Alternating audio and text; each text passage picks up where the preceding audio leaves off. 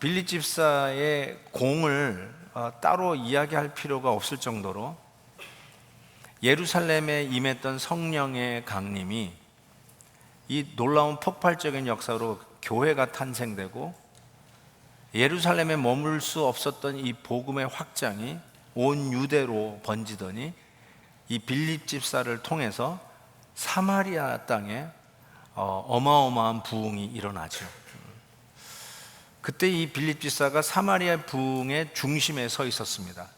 그리고 여러분이 혹 많이 잊으셨을까 봐 다시 한번 상기하면서 8장 이전 본문을 조금 읽어가면 어떤 일들이 있었냐면, 5, 6절에 보면 빌립이 사마리아 성에 내려가 그리스도를 백성에게 전파하니 무리가 빌립의 말을 듣고 행하는 표적도 보고 한 마음으로 그를 따랐다. 대단한 일이 아닙니까?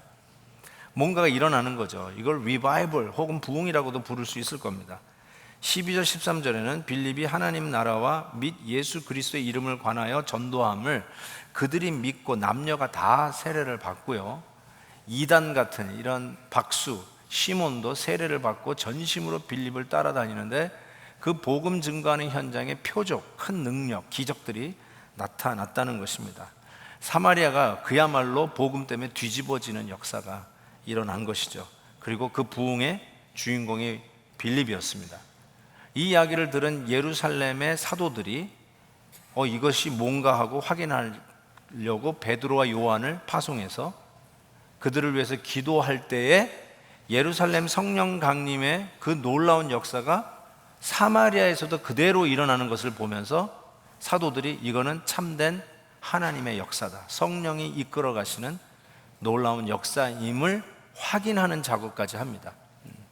자, 영어로 what's cooking 라고 하는 말이 있듯이 정말 사마리아에 엄청난 복음의 역사가 일어나고 있고, 그 핵심에 빌립 집사가 있다라고 해도 과언이 아닌데, 오늘 본문은 바로 그 다음에 일어나는 본문으로 시작됩니다. 그때 좀 제 개인적으로는 전혀 이해가 안 되는 하나님의 메시지가 떨어집니다. 26절, 주의 사자가 빌립에게 말하여 이르되 일어나서 남쪽으로 향하여 예루살렘에서 가사로 내려가는 길까지 가라 하니. 이상하지 않아요? 지금 뭔가가 일어나고 부흥의 불길이 당겨진 사마리아의 성에 얼마나 많은 일들이 있을까요? 얼마나 손이 부족할까요? 얼마나 한 사람의 복음 전도자가 필요할까요? 부흥이라는 말은 사람이 인산인해를 이루었다는 거 아닙니까? 팔이 날리는 곳, 교회 주차장에 널널 비어있는 것, 그거 부흥이 아닙니다. 막 교회로 오는 차량으로 트래픽 잼이 생길 정도로 교회에 사람들이 그냥 인산인해를 이루면서 복음을 듣기 위해서 빽빽히 모여 앉아있는 모습, 그게 부흥 아니겠어요? 그 일이 사마리아 성에서 일어나는데, 거기서도 할 일이 많아서 빌립의 그 존재감이 너무나도 필요한데, 갑자기 하나님이 주신 메시지는 뭐냐면 가사로 가라는 거예요. 그리고 이 말을 썼어요. 그런데 그 길은 광야라. It's desert. It's wilderness. 무슨 말이에요? 인적이 드물다는 것이에요. 사람이 있는 곳이 아니라는 거예요. 사람이 와글와글 모여있는 사마리아의 부흥의 현장에서 갑자기 하나님이 빌립을 끄집어 내시는 겁니다. 빌립의 마음을 헤아리기도 전에 빌립은 그 광야에서 이디오피아 내시를 만나게 됩니다. 뭐 주저할 것도 없어요. 27절 보세요. 일어나 가서 보니. 왜 나를 보내십니까? 이런 반문을 던지기도 전에 왜 꼭 내가 가야 됩니까? 좀 이따 가면 안 됩니까? 이런 여러 가지의 회의의 생각을 완전히 배제하고 가라 그랬더니 일어나 가니. Yes sir, no question. 하나님이 가라 하시니 일어나 가니, 간 곳에서 이디오피아 내시를 만난 것입니다. 이 이디오피아 내시를 성경에서 여러 가지로 설명하고 있는데, 인종적으로는 그는 아프리카 흑인입니다. 흑인이에요. 색깔을 좀 생각하시면 좋겠어요. 차별하려고 하는 게 아니라 좀 이 지면이 하얗고 까매서 색깔을 못 읽으실까 봐, 흑인이구나, 흑인이 나타난 거예요. 유대인의 입장에서 볼 때 이방인인 게 너무나도 여실하게 뚜렷하게 드러납니다. 그런데 그의 사회적 지위를 보면 그는 굉장히 높은 관료였음을 성경은 이야기합니다. 이디오피아 여왕 간다게의 국고를 책임진 자, 이렇게 얘기하고 있습니다. 간다게라는 말은 예를 들어서 애굽의 왕의 타이틀은 바로잖아요. 이디오피아 여왕의 타이틀은 간다게예요. 이름이 아니라 타이틀이에요. 이 간다게라는 여왕을 옆에서 최측근에서 보호자하며 모든 국정의 재정을 담당하고 있는, 우리나라로 얘기하면 경제부 장관 혹은 부총리, 미국으로 얘기하면 Secretary of Treasury, 재정부 장관 정도의 위치입니다. 그러니까 올라갈 수 있을 만큼 최고의 위치로 올라간 권력과 돈을 쥐고 있는 사람이라고 해도 틀리지 않을 것 같습니다. 더 나아가서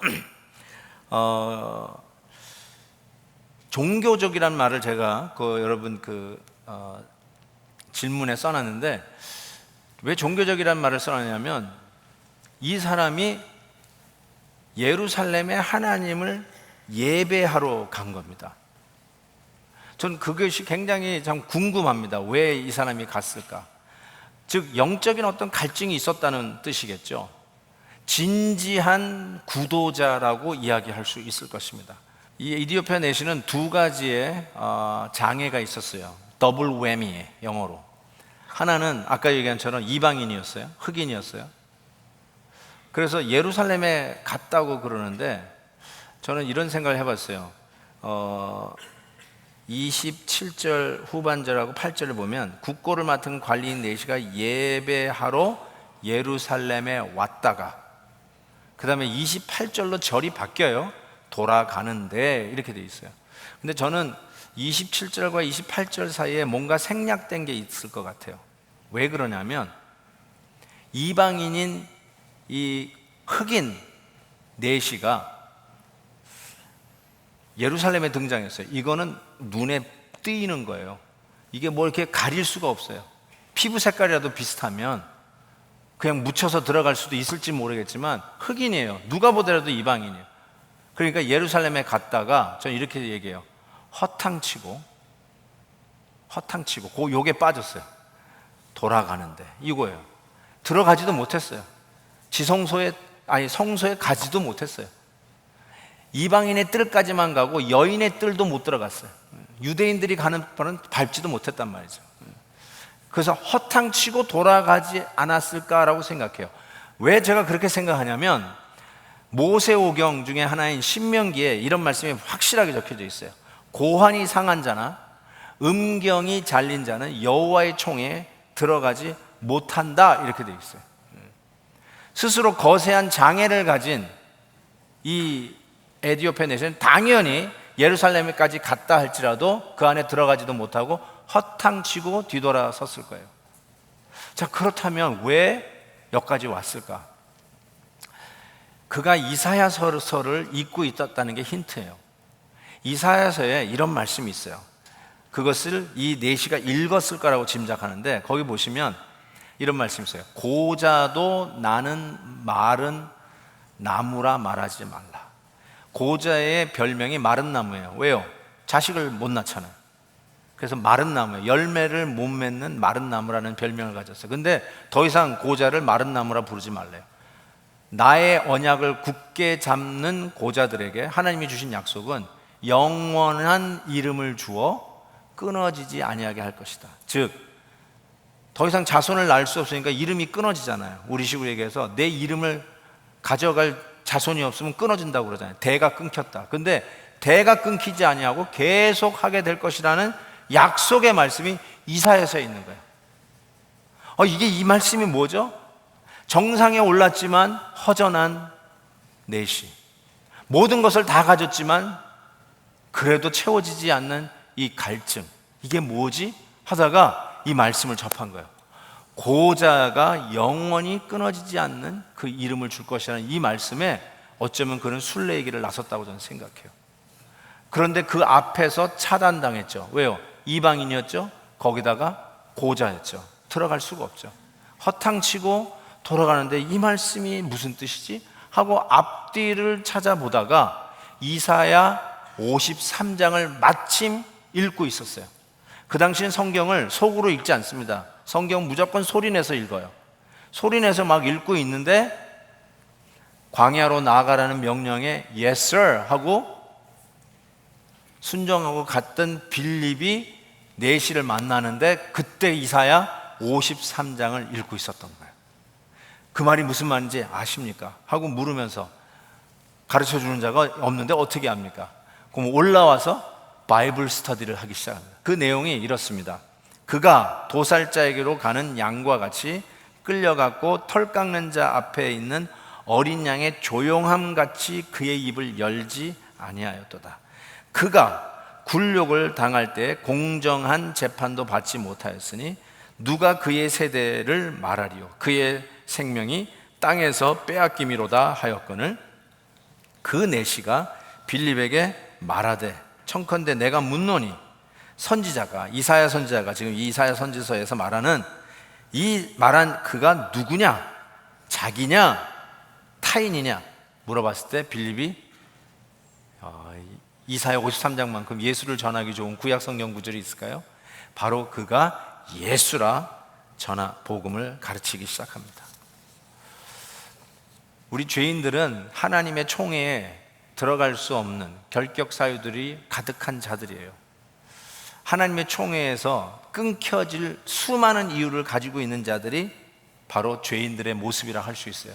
그런데 바로 그 죄인들을 위해서 도살장에 끌려가는 양처럼 털 깎는 자 앞에서 변명 없이 말도 없는 그 양처럼 우리 예수님께서 저와 여러분의 모든 죄의 과를 담당하시고 십자가에서 묵묵히 우리의 죄의 과를 once for all 한 번에 담당하시고서 우리가 더 이상 끊겨지는 이름이 아니라 영원히 하나님의 생명책에 남을 이름, 바로 그 예수 그리스도를 통하여 우리의 이름이 저 하나님의 생명책에 남겨질 이름이라고 선포하는 이 메시지에서 드디어 이 이디오피아 내시가 눈을 뜹니다. 와, 이런 거였구나. 너무너무나 감격스러운 현장이었다고 할 수 있을 것입니다. 하나님의 복음이, 하나님 나라가 드디어 여러분 아프리카 대륙을 향하여 브레이킹 인 하는 이 역사적인 순간에 이 내시가 너무 감격스러워서 물이 있는 것을 보고 그 자리에서 세례를 받습니다. 너무나 감격스러운 장면이에요. 어쩌면 하나님의 마음이 그런 거예요. 드디어 이 복음이 예루살렘의 성령 강림과 함께 폭발하며 하나님의 교회가 탄생하더니 그 자리에 모여있던 성도들이 나가지 않자 핍박까지 보내면서 흩어지게 하시는 하나님의 놀라우신 섭리 속에 예루살렘과 온 유대와 사마리아, 이젠 땅끝으로 가는데 땅끝의 시작 부분이라는 이 블레셋의 주요 도시인 가사를 향해서 나아가는 곳에서 아프리카 이디오피아 내시를 만나는데 그 내시가 세례를 받은 거예요. 아프리카 땅을 향해 가는 놀라운 복음의 터널이, 복음의 이 놀라운 홍수와 같은 물결이 수문이 아프리카를 향해서 열리는 듯한 감격적인 순간이었죠. 그런데 이것은 실은 이미 성경에서 예언된 말이에요. 아프리카를 향해서 갈 것이라고 예언하셨어요. 이사야서 11장에 이런 말씀이 있어요. 이새의 뿌리에서 한 싹이 나서, 누구예요? 다윗의 뿌리, 예수 그리스도를 의미하는 메시아에 대한 예언이 나오는데 그때 열방이 주께로 돌아오는데 11절 보세요. 돌아오는 나라들이 있어요.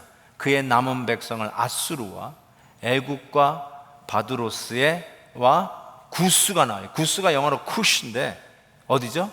이디오피아에게. 이디오피아에서 하나님의 백성들이 주께로 돌아오는 걸 이미 이야기하고 있어요. 이디오피아에서 이거 보고 예루살렘 간 거예요. 야, 이디오피아에서도 하나님 앞에 나올 수 있다. 본 거예요. 고자도 하나님 앞에 끊어지지 않을 수 있다. 이 말씀 보고 간 거예요. 시편에 이 말씀이 있어요. 고관들은 애굽에서 나오고 구스인은 하나님을 향하여 그 손을 신속히 들리로다. 여러분, 이거 애굽 선교사, 이디오피아 선교사들이 이 말씀을 얼마나 좋아하는지 아세요? 애굽에서, 구스에서 하나님의 백성들이 일어난다는 거죠. 87편에 이런 말씀이 있어요. 하나님의 성이여 너를 가리켜 영광스럽다 말하는도다. 나는 라합과 바벨론이 나를 아는 자 중에 있다 말하리라. 보라, 블레셋, 두로, 구스여 이것들도 거기서 났다리로다. 계속해서 이디오피아에, 아프리카에 하나님의 복음이 들어갈 것을 예언하고 있는데 그 역사적인 순간에 뭐예요? 이디오피아 내시가 빌립에 의하여 세례를 받은 거예요. 엄청난 일이죠. 저는 개인적으로 이 말씀을 보면서 얼마나 이게 신나는 순간인가. 빌립의 입장에서 생각해 볼 때는 드디어 막 하나님이 일하시는 게 눈에 보이는 순간 아니에요. 그런데 말이죠, 이걸 좀 더 누려야 할 그 순간에, 좀 더 즐길 수 있는 그 순간에 성경은 이렇게 얘기합니다. 둘이 세례받고 물에서 올라올새 주의 영이 빌립을 이끌어 간지라. 영어로 보면 그 내용이 더 분명하게 나와 있어요. The Spirit of the Lord, 보세요, suddenly took away. 아니, 좀 누려야 되잖아요. 좀 밥 한 끼 먹을 수 있잖아요. 여러분, 저는 목사이기 때문에 가끔 이런 걸 경험해요. 저 같은 부족한 사람의 전하는 메시지를 듣고 인생의 전환기를 맞이했다고 와서 감사하는 분이 있어요. 정말 우리 가정이 달라지고 이제 내 인생 끝냈다 그랬는데 목사님이 전해주신 메시지 듣고 다시 일어섰대요. 그러면 너무 고마워가지고, 너무 고마워서 어쩔 줄 모르는 거예요. 그러면서 목사님, 제가 어떻게 목사님 식사라도 대접하면 안 되겠냐고. 제가 그 마음을 알거든요. 그 얼마나 고마워하는지 그 마음 알잖아요. 제가 이걸 보니까 지금 딱 그거 해야 돼요. 뭐 없는 사람도 아니고 경제부 장관이 그 궁금하고 갈증이 있던 게 드디어 예수 안에서 해결되고 복음의 영광과 기쁨을 누리는 세상에서 최고로 기쁜 날. 그래서 하나님이 갑자기 이 빌립을 데려가니까 어디 갔지 했지만, 아쉽지만 그래도 기쁘게 이디오피아 자기 고향을 향해서 갔다라고 적고 있잖아요. 그 정도로 기뻤던 거예요. 식사할 수 있잖아요. 빌립의 입장에서 생각해 볼 때 사마리아 성에서도 복음의 부흥이 일어나는 그 중심에서 복음의 역사를 늘 좀 체험하고 그걸 좀 누리고, 박수와 역시 최고야, 빌립 지사의 공이 커, 이런 얘기 좀 들을 수도 있었던 그 현장에서 갑자기 광야로 가! 좀 아쉬웠는데 거기로 yes sir 하고 가더니 또 아프리카의 복음에 놀라운 수문을 여는 이 기가 막힌 역사적인 순간에 이디오피아 내시가 예수 믿고 세례받고, 아니 여기서 우리 텐트 치자, 여기서 오늘 밤을 지내고 여기서 오늘 고기 파티 하겠다, 얼마든지 밥을 먹으면서 빌립을 위로할 수 있는 그 순간에 suddenly he took him away. 그냥 옮겨버리셨어요. 이끌어 가버리셨어요. 나는 이게 막 빌립의 마음이 얼마나 섭섭했을까 자꾸 느껴지는 거예요. 정말 제가 조금만 좀 박수를 받으려고 그러면 suddenly 옮겨버리시는 하나님. 좀 복음 전하고 은혜 받은 사람이 밥 한 끼 좀 대접하려고 그러면 사라지게 하시는 이 하나님의 이 음성에 좀 섭섭하지 않았을까라는 생각이 들었어요.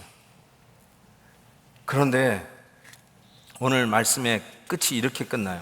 빌립은 40절에 보니까 아사도에 나타났어요. 유레세, 이건 패시브인데요. 나타났어요. 발견했다. 뭐라죠?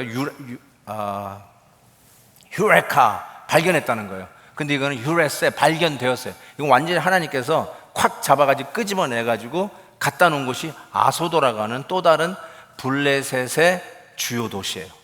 가사, 아사도. 그리고 나서 어디로 가냐면 저 꼭대기 가이사랴라고 하는 곳으로 가요. 지도를 보시면 아시겠지만 저거 제일 빨간 화살표 맨 밑바닥이 광야길에서 내시를 만난 곳이에요. 그리고 세례받고 올라오는데 하나님께서 suddenly 옮기신 곳이 그 해변가에 있는 아사도예요.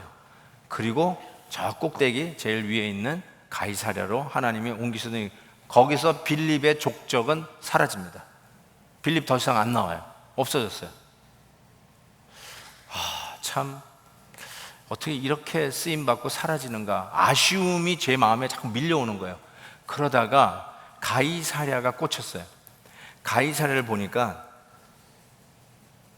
가이사랴가 어떤 곳이냐면요, 실은 여러분 빌립 집사 이야기가 끝나고 다음 주는 사도행전 9장 바울 이야기가 시작돼요. 땅끝에 선교를 위해서 하나님이 세우신 사도 바울이 어떻게 회심하는지가 나와요. 그게 빌립 집사의 사역 후에 기록이 돼요. 빌립 집사의 사역이 직접 간접적으로 영향을 주었던 것을 암시해요. 스데반 집사의 순교가 엄청난 충격을 바울에게 준 거 맞아요. 그런데 바울의 회심은 빌립 집사가 막 종횡무행 복음을 전하는, 복음이 예루살렘을 타넘고, 바울이 그렇게도 막으려고 했던 이 복음의 행진을 그냥 예루살렘을 타넘고 유대를 넘고 나아가는 일에 빌립이 쓰는 것을 보고 이게 간접적으로도 영향을 받았을 것 같아요. 아니나 다를까 빌립 사역 후에 바울이 시작이 돼요. 그리고 바울이 1차, 2차, 3차 전도여행을 끝내고 드디어 예루살렘을 향해서 죽으러 갑니다. 그래서 형제들이 말려요. 가면 죽습니다. 그래도 가는 길에 에베소 장로들을 밀레도라고 하는 항구 도시에서 만나 눈물의 이별을 하는 장면이 있죠. 그리고 예루살렘으로 향해서 가는데 예루살렘 들어가기 직전에 머물었던 곳이 가이사랴예요. 그래서 이게 사도행전 21장에 나와요. 보세요. 가이사랴에 사도 바울이 갔는데 가이사랴에서 머무는 집이 나와요. 7 집사 중 하나인 전도자 빌립의 집에 들어가서 사도 바울이 마지막으로 머뭅니다. 그런데 그 다음 별로 필요 없는 구절 같은데 하나 더 붙였어요. 그에게, 빌립에게 딸 넷이 있으니 처녀로 예언하는 자라. 이게 한국말로 번역돼서 뉘앙스가 이상해요. 처녀로 뭐 늙어 죽었다라 이런 말 같아가지고 약간 좀 이상해요. 뭐 처녀가 점치는 집에서 점을 쳤더라, 이게 아니에요. 여러분, 여기서 예언하는 자는 prophet이에요. prophet, 선지자 역할을 했다는 뜻이에요. 저는 이걸 이렇게 표현할 수 있을 거예요. 빛도 없이 이름도 없이 박수와 영광을 받을 곳에서 갑자기 옮기시고, 사람들 속에서 그의 공로를 인정받을 수 있는 그 자리에서 사람 없는 곳으로 가라 했을 때 예스 하고 가시고, 얼마든지 식사 한 끼 대접받을 수 있는 바로 그곳에서 다시 하나님께서 suddenly 옮기셨던 그 빌립의 최후가 이렇게 적혀져 있어요. 행복한 가정을 이루었어요. 믿음의 가정을 이루었어요. 자녀들이 믿음의 뿌리를 내리고 하나님을 경외하는 경건한 가정으로 일어서는 행복이 넘치는 가정을 소개하고 있어요. 그리고 빌립 집사에게 타이틀이 하나 더 붙여졌어요. 집사로 끝나는 게 아니라 전도자 빌립이었어요. 영어로 evangelist. 온 세계를 다니면서 복음 전했던 빌리 그레엄 목사님에게 붙었던 타이틀 evangelist. 내가 있고 싶은 곳에 있고, 내가 박수 받고 싶은 곳에 더 머물고 싶고, 나를 찾는 곳에 가서 좀 박수치고 갈채도 받고 싶었을 텐데, 내가 있고 싶은 데 있으려고 하는 게 아니라 하나님이 가라 그랬을 때 yes sir, 의문의 반기를 던질 수 있는 그 질문에도 인적 없는 광야 길이다 해도 yes sir 하고 갔고, 예수 그리스도의 복음을 전하고 은혜 받아서 얼마든지 같이 축제의 분위기 속에서 그 순간을 누릴 수 있는, 복음 전하면서 그 보람 한번 누리는 게 얼마나 그래도 감사한데, 그 순간도 정말 어떻게 보면 좀 야박하다 싶은데 이끌어 가버리시는 하나님, 그 말씀에도 순종하고 갔더니 결론은 뭐냐면 예수 안에서 만약 이용만 당했네, 그게 아니라 가이사랴에서 행복한 가정을 이루고 있는 빌립 집사로 소개하면서 실은 사도 바울의 시작과 사도 바울의 마지막에 빌립이 소개되고 있잖아요. 사도 바울의 사역에 괄호를 친 자가 빌립이었어요. 저는 내가 성경을 잘못 읽고 생략되었다라고 하는 빌립의 감정이라고 얘기했는데 그게 틀렸다는 거 알았어요. 빌립은 생략하지 않았어요. 빌립의 마음 그대로예요. 하나님이 가라 그랬더니 미련 없이 갔던 거예요. 영광과 박수를 좀 받아야 되지 않습니까? 그거 미련 없이 가라고 했을 때 간 거예요. 예. 왜요? 이사야 53장에 고난의 종, suffering servant, 예수 그리스도, 우리의 죄를 대신 담당하시는데 말 없으셨던 그분, 자기 자랑이나 자기가 한 것을 알리고 피하라는 분이 아니라 묵묵히 입을 다무시면서 저와 죄의 죄가를 담당하시면서 십자가에서 흔쾌히 자기의 생명을 내주셨던 예수 그리스도를 전했던 복음 전도자, 그 빌립은 자기가 박수받고 자기를 인정하고 함께 축제하는 그 자리를 떠나라는 하는 말씀에 이런 방구하지 않냐고 Yes sir 하고 떠났어요. 근데 그 자가 행복한 자였어요. 나는 그런 데 못 갑니다. 나를 인정해 주지 않는 그 자리를 못 갑니다. 나 지금 여기 잘 되고 있는데 내가 어딜 갑니까? 그것은 너무 터프한데요. 저는 그런 데 안 가요. 내가 이거 또 섬기라고요? 지금 좋은데 어떻게 또 하나의 셀을 또 섬기겠습니까? 얼마든지 우리 얘기할 수 있을 것 같아요. 또 여러분, 우리는 이런 생각 안 해요? 제가 잘못 읽었던 이유는 제가 마음에 밭이 안 좋았던 거예요. 제가 사역을 하면서 좀 대접받아야 할 부분이 있지 않나 생각하고 있었던 것 같아요. 그러니까 빌립 지사가 좀 섭섭하지 않았을까? 내가 괜히 그렇게 읽어낸 거예요. 근데 빌립 지사는 그렇지 않았다는 것이죠. 저 복음성가가 생각나요. 예수님처럼, 바울처럼, 아마 바울 빼고 빌립처럼, 예수님처럼 빌립처럼 그렇게 살 수 없을까? 이 찬송이 막 생각나는 거예요. 남을 위하여 당신의 온몸을 온전히 버리셨던 것처럼 주의 사랑은 베푸는 사랑, 값없이 그저 주는 사랑.